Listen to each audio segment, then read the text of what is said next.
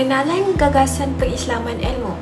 Salah satu cara paling berkesan untuk menyelamatkan dunia ilmu sains sosial dari buta belip Freemason dan Illuminati ialah dengan melaksanakan gagasan pengislaman ilmu. Definisi Islamisasi. Definisi yang dikemukakan bergantung kepada tafsiran dan kefahaman masing-masing.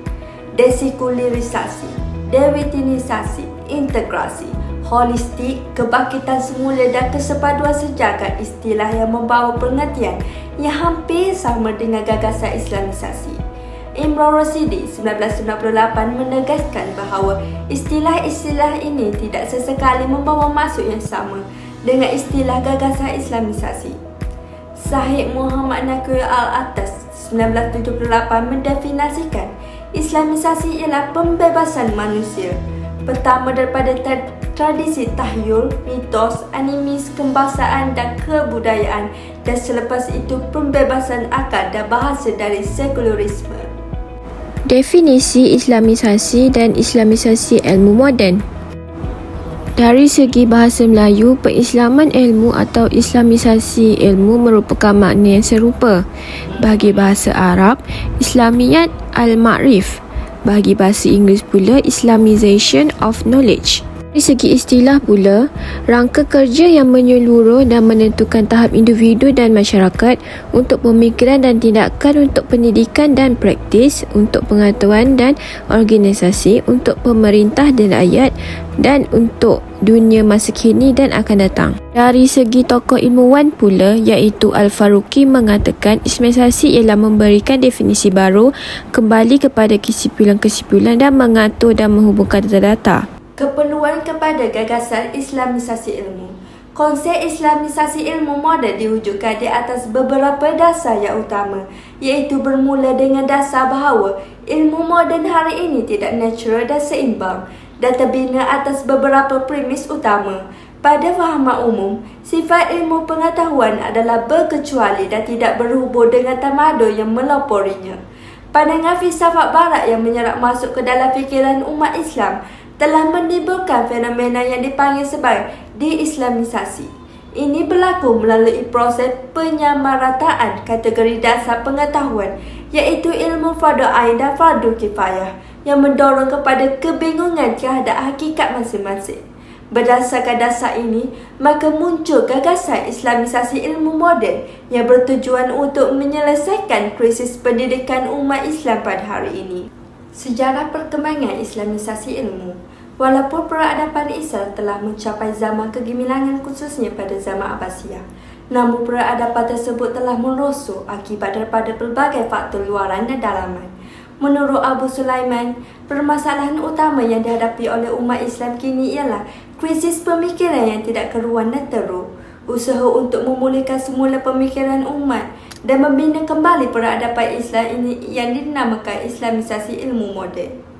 Seterusnya, menurut Ennis 1997, usaha dan tindakan ke arah penislaman ilmu asing bukanlah sesuatu yang baru dalam sejarah intelektual Islam. Ahli falsafah seperti Al-Kindi, Al-Farabi, Ibn Sina dan lain-lain telah memasukkan ajaran Islam dalam sistem falsafah mereka yang banyak diperolehi daripada falsafah Yunani. Seterusnya, Syekh Muhammad Naqi Al-Atas merupakan individu pertama mendefinisi, menerang dan meletakkan dalam bentuk formula yang sistematik. Pada 1977, persidangan pertama sedunia mengenai pendidikan Islam di Mekah telah menyingkirkan dualisme pendidikan kepada menggantikan dengan pendekatan yang menyeluruh dan bersepadu. Pada 1980, persidangan dunia pendidikan Islam kali kedua di Pakistan, Al-Atas telah mengutarakan gagasan keislaman ilmu melalui kertas kerjanya.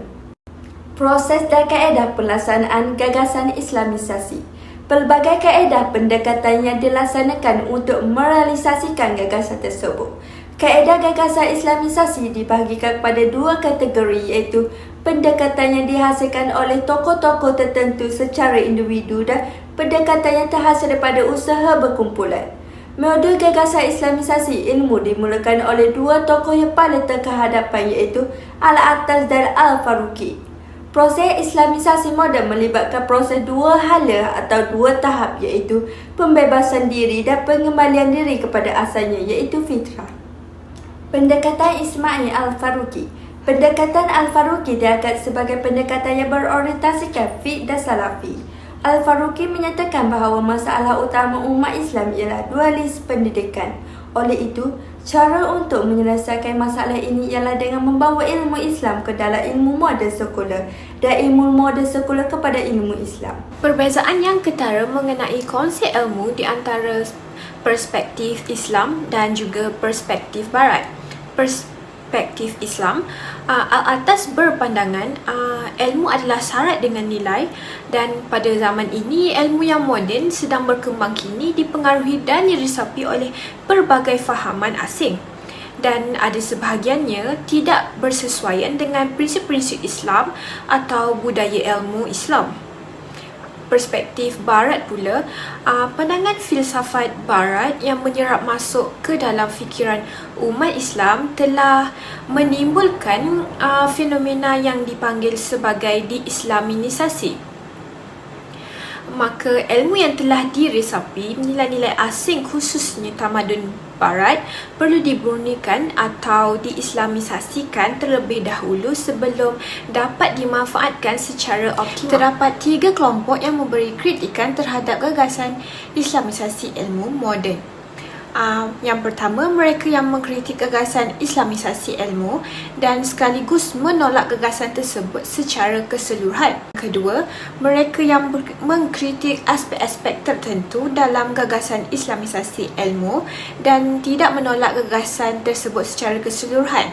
Yang ketiga, mereka yang mengkritik gagasan islamisasi ilmu ini dalam usaha untuk memperbaiki dan memajukan gagasan tersebut. Terdapat juga golongan yang menyokong gagasan islamisasi ilmu moden dan dibahagikan kepada pelbagai subkategori. Yang pertama, berselisih pendapat tentang metodologi pelaksanaannya, sama ada hanya melibatkan ilmu sains moden atau turut melibatkan ilmu warisan Islam. Yang kedua, proses islamisasi ilmu moden ini melibatkan pembinaan semula kedua-dua ilmu tersebut lantaran kelemahan pada kedua-duanya ini yang telah dinyatakan. Antara respon individu Muslim terhadap gagasan islamisasi. Pertama, golongan yang menolak gagasan tersebut iaitu kelompok dan hujah mereka serta hujah balas telah dinyatakan sebelumnya. Golongan yang menyokong dan mendukung gagasan tersebut dengan menghasilkan karya yang menepati maksud islamisasi dalam disiplin atau kepakaran ilmu mereka. Yang ketiga, golongan yang menyokong gagasan islamisasi ilmu moden ini secara teori dan konsepnya tetapi tidak mengusahakannya secara praktis.